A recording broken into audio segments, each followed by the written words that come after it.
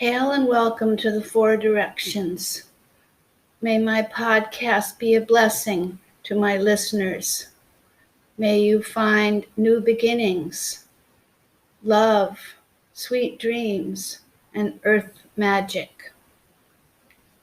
Toward the One, the perfection of love, harmony, and beauty, the only being, united with all the illuminated souls who form the embodiment of the Master, the message, the mystery, the miracle, the Mother, the Spirit of guidance. Everything lost is found again in a new form, in a new way. Everything hurt is healed again in a new time, in a new day. Change is, touch is. Touch us, change us, change us, touch us, touch us, change us. We all are here, we all are here.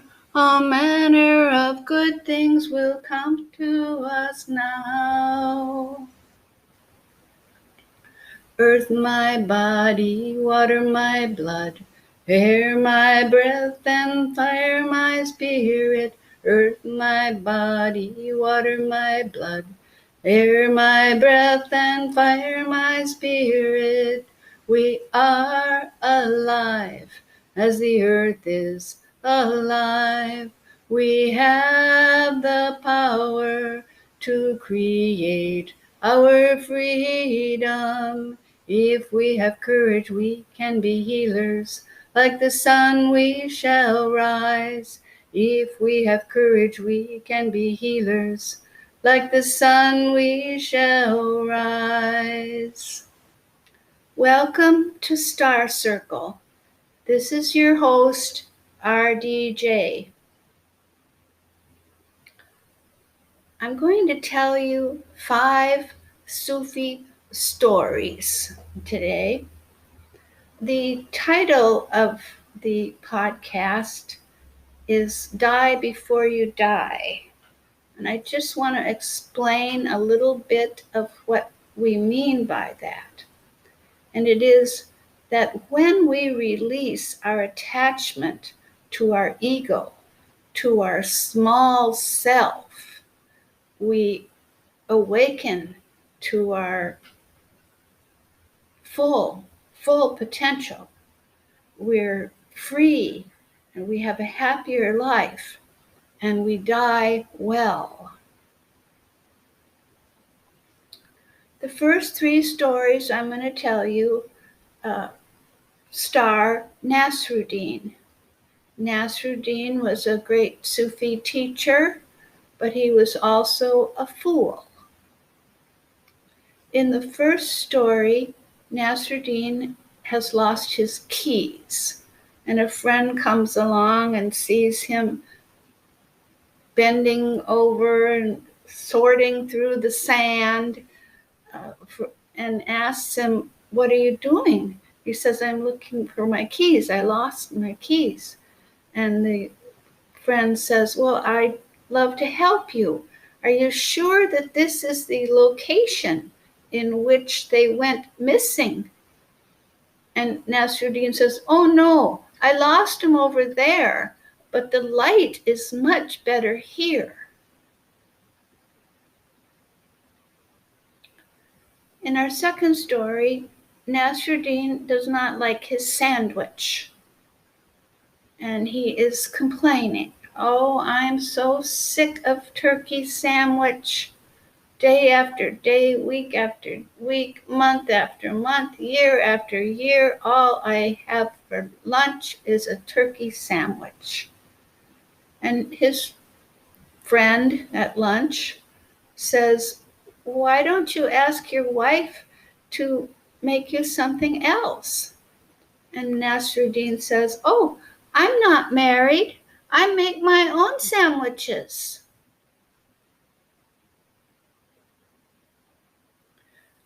In our third story, Nasruddin is a notorious smuggler. And there's a constable in a town at a border crossing who is just obsessed with catching Nasruddin.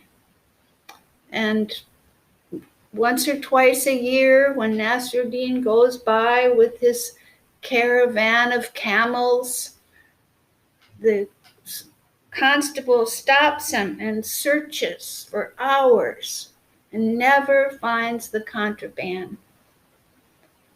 And now, after his whole life, he is retired. And here comes Nasruddin's camel train, and the constable says, Nasruddin, I'm retired now, so I can't get you in trouble or do anything about what it is you're smuggling, but it's just driving me crazy. Would you please put my mind at ease and let me know what it is you are a smuggler of? And Nasruddin says, oh, certainly, camels.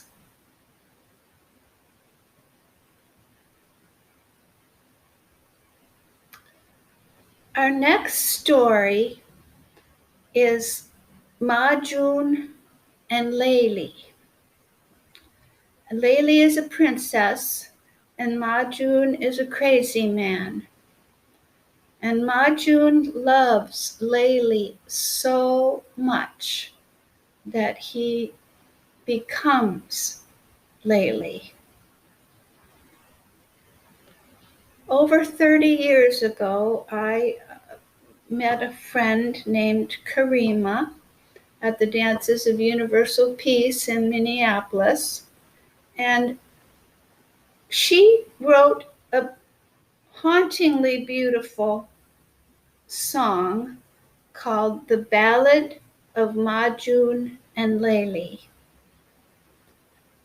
And after a very brief break to acknowledge our sponsors, I'm going to play you the beautiful song with Karima that she wrote, and she is singing it here. And I just want to say, I hope my fans read my written descriptions of my podcast, because I put some heart into those, and you'll find references. And in this one, you will find Karima's email. And if you love her song, she would love to hear from you. If you would like to support Star Circle, you may with a monthly or one-time donation of 99 cents, $4.99, or $9.99. And I will have the link to that you need to donate in the written description. So we'll be right back with the beautiful rendition of the Ballad of Majnun and Leili.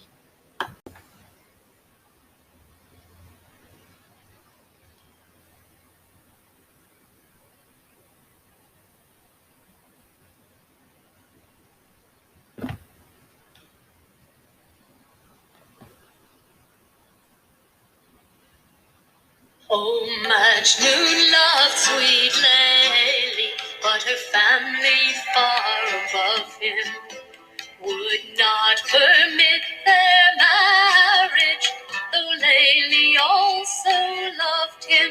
And furthermore, he's mad, they said, so Majnun find a way, and thought of only Leili through all the night and day, and thought of only Leili through all the night and day.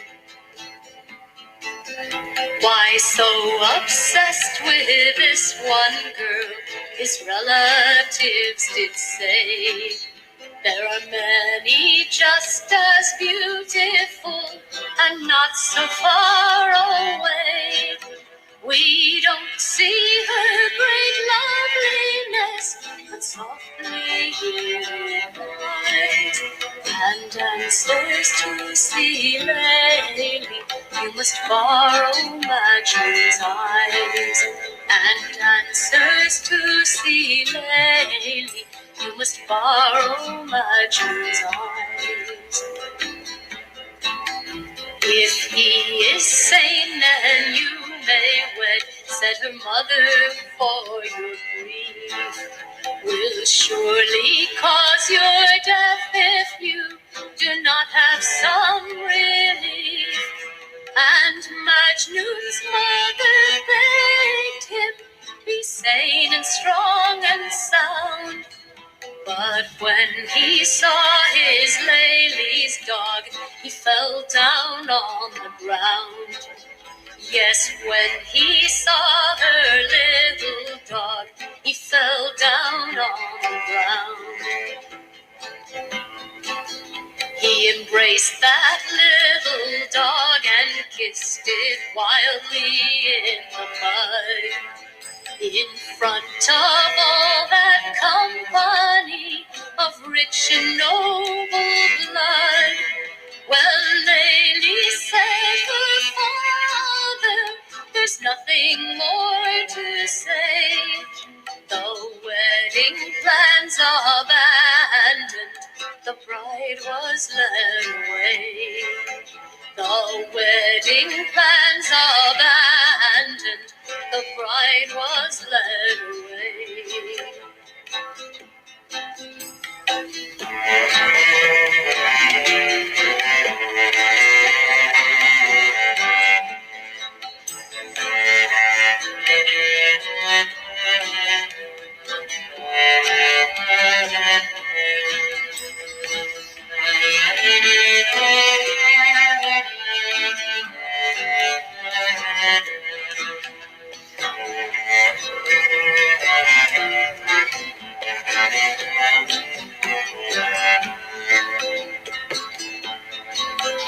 His mother and his father took him to the holy place. On pilgrimage to Mecca, his madness to erase. Pray God to cure your mind, my son, and touch the Kaaba stone. He prayed, Leili, give me Leili, and his mother took him home. He prayed, Leili, give me Leili, and his mother took him home. A Sufi came on Majnun, he was sifting through the dust. What are you doing on this road, seeking Leili as I must? Fool, why seek Leili's beauty in the dust upon the ground? I seek for Leili everywhere, mayhap somewhere she'll be found. I seek for Leili everywhere, mayhap someday she'll be found.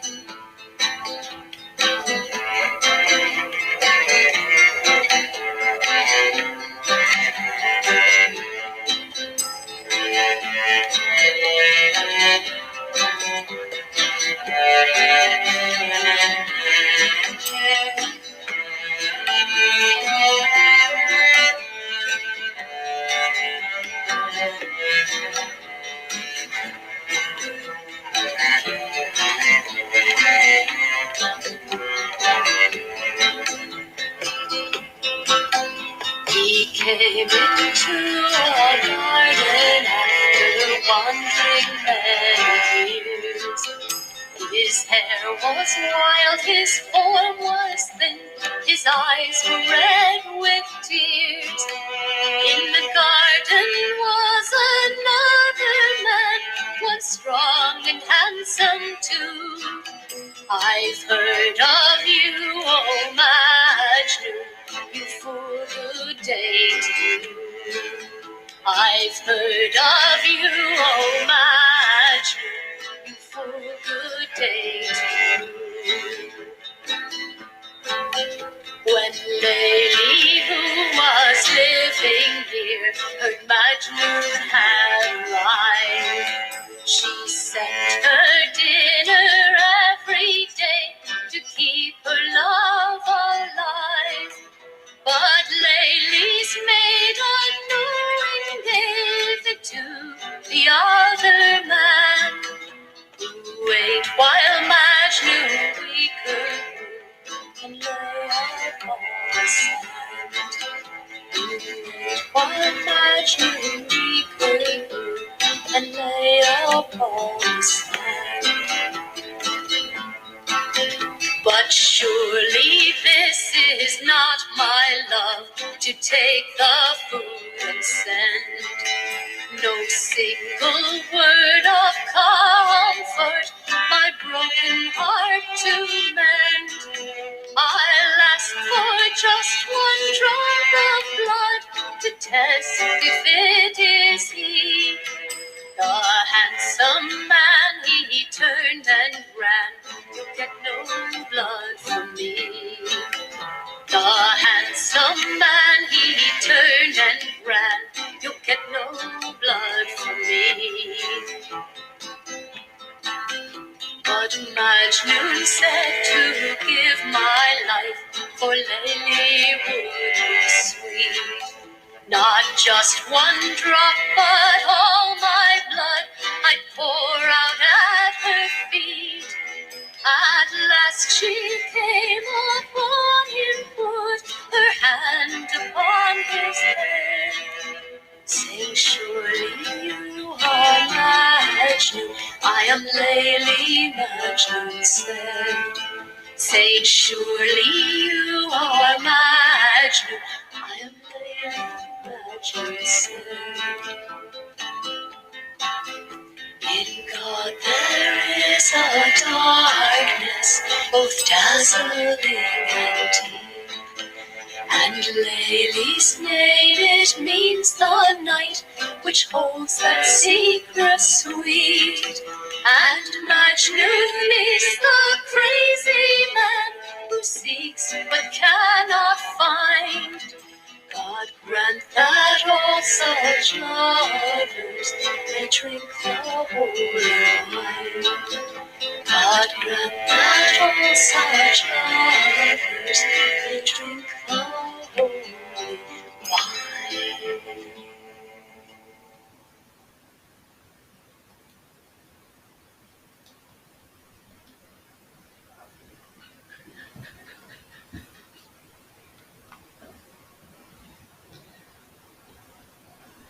This last story is from Hazrat Inayat Khan. There was a parrot in a golden cage, and a king who loved this parrot.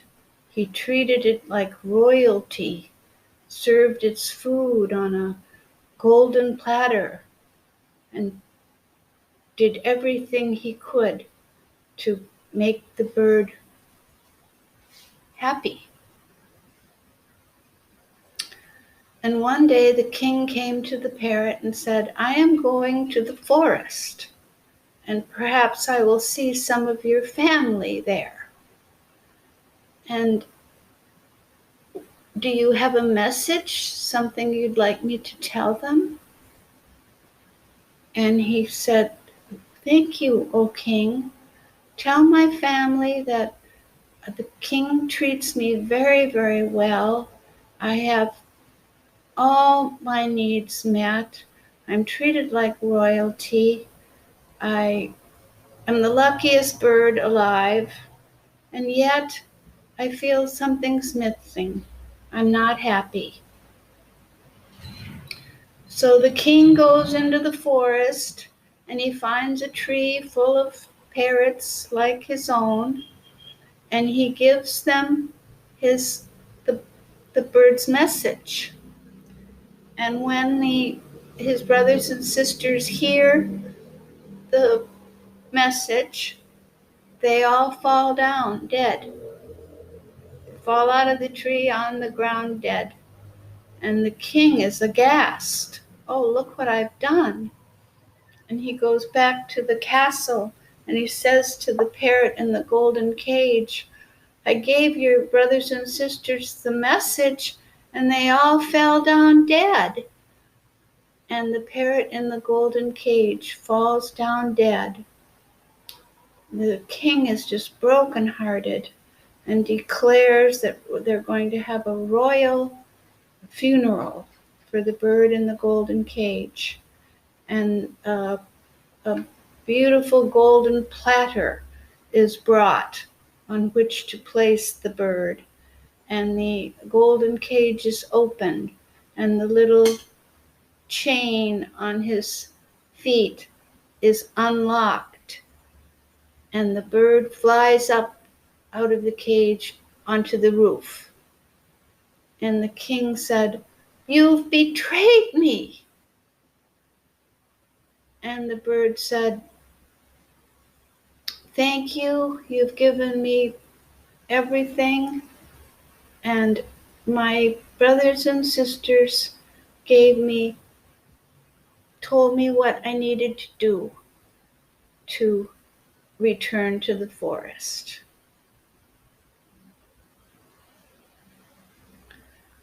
So in this story, the parrot represents us, the golden cage represents the world, and the forest represents limitless freedom. The aim of all souls is to be free. And if one dies before dying, she will be free. Death of the body is an ordinary unfoldment. Our assignment in this incarnation is to deconstruct the notion of separateness. The secret to complete spiritual liberation is constant conscious awareness of the interconnectedness of all. Ego death is the key to unlimited freedom. Ya Shakur, la ilaha illallah. Ya Shakur, la ilaha illallah. Subhanallah, alhamdulillah, Allahu Akbar. Subhanallah, alhamdulillah, Allahu Akbar. May the blessing of the goddess rest upon you. May her peace abide with you. May her presence illuminate your heart, now and forevermore. O thou who art the perfection of love, harmony, and beauty, the Lord of heaven and Mother Earth, open our hearts that we may hear thy voice, which constantly comes from within. Disclose to us thy divine light, which is hidden in our souls, that we may know and understand life better. Most merciful and compassionate Goddess, give us thy great goodness. Teach us thy love.